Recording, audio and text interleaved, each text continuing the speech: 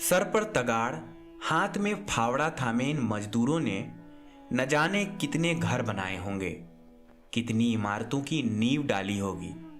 आज 21वीं सदी के तरक्की पसंद हिंदुस्तान में हर दिन घर और इमारतें बनने का सिलसिला बदस्तूर जारी है, और जारी है इन इमारतों की नींव रखने वाले मजदूरों के संघर्ष की कहानी भी।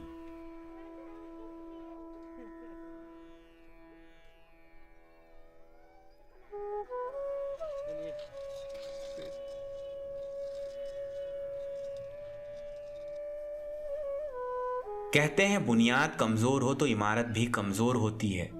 इसलिए बुनियाद मजबूत बनाने के लिए लोग अच्छे से अच्छा ईंट डालना चाहते हैं, और यह अच्छे से अच्छा ईंट आता है ईंट भट्टों से।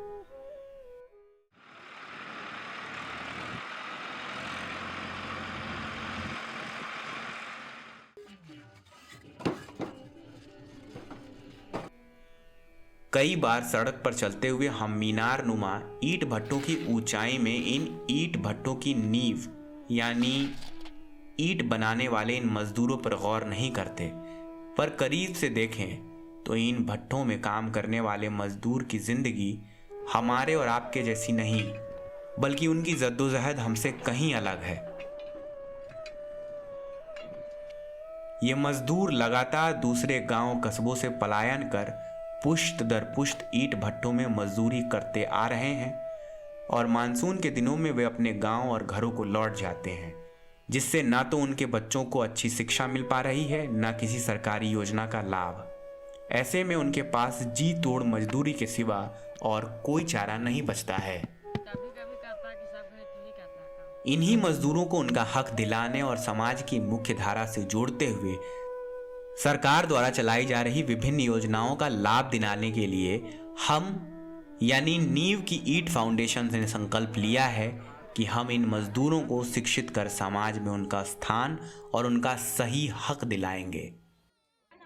और कोई लोग बिना कोई अपना कार्ड बनवाए, कोई अपना बिना चेकअप करवाए कोई नहीं जाएगा।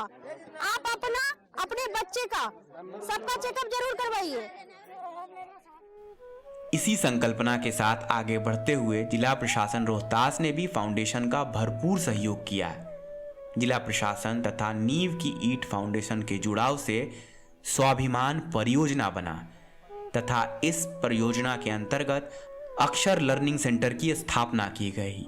वहीं स्वाभिमान परियोजना के सफल क्रियान्वयन के लिए स्वाभिमान फेलो भी नियुक्त किया गया है।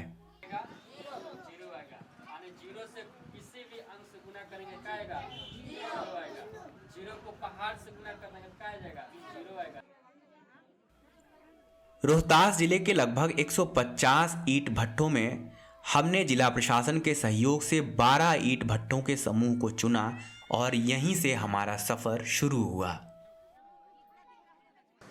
प्रोजेक्ट स्वाभिमान के तहत माननीय जिला पदाधिकारी महोदय के नेतृत्व में हम लोगों ने बड़ा ही नूतन और नवीन एक कदम उठाया था, जिसमें नींव की ईंट फाउंडेशन के तहत हम लोगों ने जितने भी यहाँ ईंट भट्टे हैं उनका एक बेसिक सर्वे करवाया है। और सर्वे में ये बात प्रमुखता के साथ प्रखरता के साथ आई है कि वहाँ जो बच्चे रह रहे हैं, जो वो मज़दूर होते हैं, उनके बच्चे वहाँ जो बच्चे उनके साथ रहते हैं, उनके पास जो शिक्षा का एक्सेस होना चाहिए वो बिल्कुल भी नहीं है। उनका जो साक्षर लेवल है वो बहुत ही पुअर है। तो उसी आलोक में माननीय जिला पदाधिकारी महोदय के नेतृत्व में एक डिसीजन लिया गया था कि नींव की ईंट फाउंडेशन के सहायता से हम लोग वहाँ पर और जितने भी हमारी प्रशासनिक व्यवस्था हैं वो इनका सक्रिय सहयोग करते हुए एक ऐसी पहल करेंगी ताकि हम लोग उन बच्चों को जो बेसिक लर्निंग स्किल्स है वो हम लोग इम्पार्ट करवा पाएँ। सबसे पहले स्वाभिमान फेलो अभ्यर्थियों को बुनियादी साक्षरता प्रदान की गई तथा उन्हें सर्वे के लिए प्रशिक्षित किया गया। अब यही स्वाभिमान फेलो 12 अलग अलग लर्निंग सेंटर चला रहे हैं, जहां ईंट भट्टों में काम करने वाले मजदूरों के बच्चों को बुनियादी शिक्षा से जोड़ा जा रहा है। मतलब घर पर जितना नहीं जानता था, जितने मतलब यहाँ से खुला है, लड़का बच्चा हम लोग को ज्ञान थोड़ा बढ़ गया है। 2 अक्षर 3 अक्षर मतलब ज़्यादा जान रहा है सर।